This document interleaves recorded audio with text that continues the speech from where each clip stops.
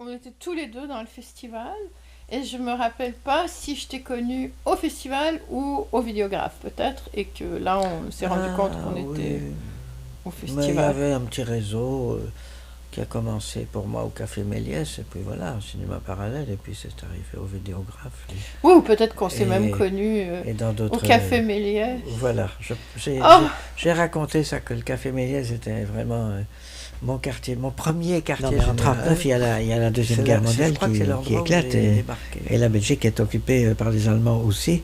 Donc, il y a une deuxième fuite, si tu veux. Hein. Ils étaient en Belgique, donc ils ont dû partir. Ceux qui sont arrivés à partir en Amérique ou en Bolivie ou en Argentine, voilà.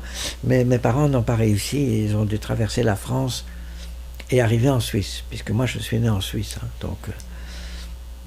Donc tout ça s'est passé au début des années 40. donc ils sont allés temporairement en Suisse et Oui, quand la Belgique a été et à la fin libérée, de ils la sont guerre, retournés. alors ils sont revenus en Belgique. Voilà. Donc j'ai vécu toute ma vie en Belgique. Et au début, ils n'avaient pas de patrie, ils étaient apatrides, si tu veux, sans patrie. Donc après 5 ans, 10 ans, ils ont acquis la nationalité belge. Et alors les enfants aussi. Donc ça s'appelle l'assimilation. Et ça, c'était aussi le désir de mon père, hein, de faire une nouvelle vie ici. Ils n'ont jamais voulu revenir en Pologne, ça c'est sûr. Et c'était jusqu'à on n'achète pas de voiture allemande, on n'achète rien de ce qui est allemand. C'était l'obsession, tu sais, Mhm. absolue. Non, mais je corrige une petite chose que tu as dit sur moi. Mes parents sont arrivés de Pologne en Belgique, mais c'était à Anvers, c'était quand même dans le ghetto juif Mhm. d'Anvers. C'est après la guerre qu'ils sont revenus à Bruxelles, et c'est là que l'assimilation s'est faite. Parce qu'Anvers, c'était le Mhm. petit ghetto encore, comme il y en a encore à Montréal, Oui, oui, donc à Outremont. Donc c'était ça. Hein. oui. Voilà, et moi je suis le seul de la famille né en Suisse, hein, donc à Lausanne. Et tous les autres à Bruxelles. Anvers ou Bruxelles, oui, en Belgique en tout cas. Oui, je ne pense pas comme ça quand je fais un film. Hein. On fait un film, puis bien sûr, je me mets en scène, donc il y a quelque chose de directement au premier degré autobiographique, si tu veux. Hein. Donc, on voit ton corps au cinéma, on entend ta voix. Mais même si on ne me voit pas, je pense que le film est un autoportrait aussi. Que tu le veuilles ou non, délibéré ou non, je ne me dis pas, je vais parler de mes tourments, de mes malheurs. Je ne dis jamais ça, en fait. Mhm. Mais Chantal, dans quelle perspective Chantal, oui, mais tu sais, au début, on fait des films et c'est un peu inconscient, c'est innocent.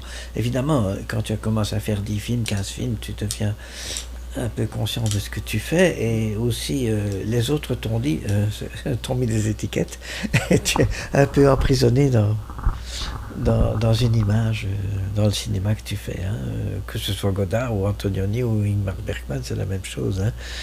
Donc, oui, ce que tu fais n'est plus. La première fois, ça ne peut être qu'une fois. Hein. Donc, après, tu sais de quoi tu parles. Non, moi j'aime bien, moi je pense à autre chose quand tu disais, Oui.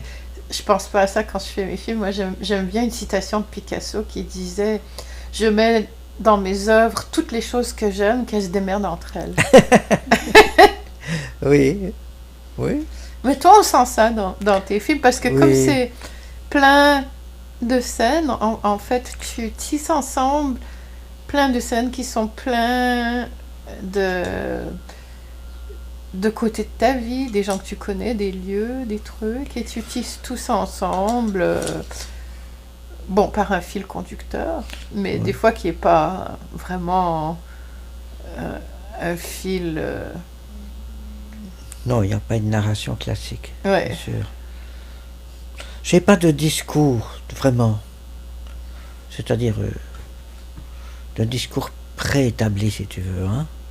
On dit toujours quelque chose, mais c'est pas écrit à l'avance. Je vais écrire un texte polémique contre la société belge. Non, je fais des petites choses et puis évidemment, ça me révèle. Hein. Le cinéma, c'est pas différent d'une bouteille de vin finalement. Hein. Donc, ça permet la relation avec l'autre. Mm. Il y a d'autres moyens que le cinéma, je veux dire. Je ne suis pas fétichiste du cinéma. C'est bien pour ça que je peux dire aussi j'arrête de faire des films. Parce qu'il y a autre chose dans la vie. Les relations étaient souvent, on Difficile. dirait, explosives, difficiles, avec la plupart des gens. Mais évidemment, il y avait un petit cercle autour d'elle, hein, à l'occasion d'un festival ou un autre, etc. Ou quand elle revient, parce qu'elle a vécu à Paris, hein, donc quand elle revient voir sa mère, sa famille à Bruxelles. Ah, donc elle a principalement vécu à Paris? Oui.